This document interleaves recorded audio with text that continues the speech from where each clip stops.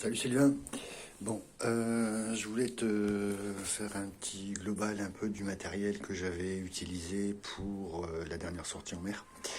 Donc là, ce que tu vois là actuellement, c'est mon porte-ligne avec les perles. Hop, je vais monter comme ça. Voilà, les montages avec les perles comme ça. Voilà, ça, les attaches.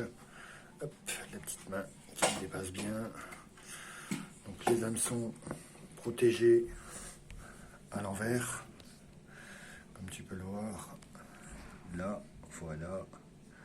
Et là, les raccords avec les attaches que je mets comme ça, ou des attaches en petite, en attache rapide, tu vois.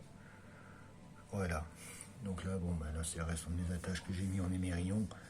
Mais bon, c'est pas top quoi. Il va falloir que je revoie ça. Ok. Alors voilà. Hop, ça c'est bon. On va dire maintenant la bobine que j'utilise. C'est une jante de roue de chariot que j'ai utilisée, que j'ai découpée et que j'ai récupérée pour dire de pouvoir poser ma ligne dessus. Hein.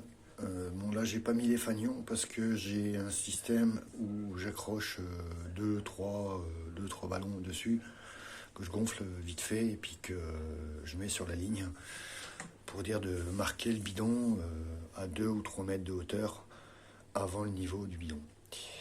Voilà le cerf-volant qui est ici. Je vais essayer de faire un gros plan en triangulaire. Donc là, c'est le cerf-volant. Donc c'est un 1,60 m d'envergure. Comme tu peux le voir, il est quand même assez bien. Il prend super bien le vent. Sur l'arrière, rattaché aux ailes, avec une petite attache bien spécifique, qui sont sous les embouts, j'ai rattaché un fil qui va jusqu'à l'arrière, avec un émerillon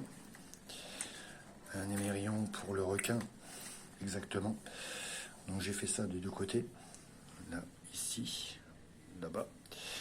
Ok, comme ça je peux mettre une traîne, si tu préfères c'est une manche à air, que je vais pouvoir mettre en supplément derrière sur 1 ou 2 mètres derrière, pour dire de capter le vent au mieux et que ça fasse une traction supplémentaire.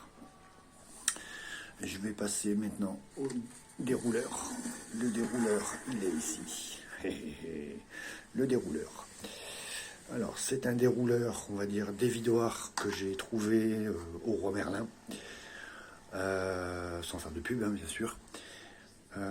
Pour dire de pouvoir mettre au moins 1000 mètres de fil de nylon en 80 centièmes. 80 centièmes. Et le support, je l'ai fait moi-même, avec, comme tu peux le voir, une grande tige filetée de 15, 12 ou 15, je ne sais plus. Le bois, que j'ai refait moi-même en support. Mais le seul problème, c'est que au niveau du déroulement, bon là il freine un peu, parce que bon voilà, c'est normal, il est un petit peu serré, mais j'aurais dû trouver des roulements à billes que j'aurais dû passer entre les deux, pour dire de mieux faire la chose. Mais comme ils n'en ont pas sur ce diamètre-là, il faut que je regarde sur Internet pour voir, pour les retrouver. J'ai aussi posé ce qu'on appelle une simple poignée arrondie, tu vois, pour dire que ça ne blesse pas le nylon quand il passe dedans, quand il arrive au niveau de la diffusion.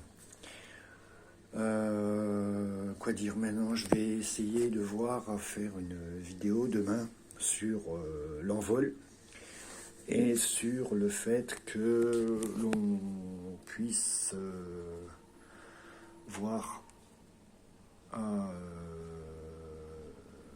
mieux voir la chose par rapport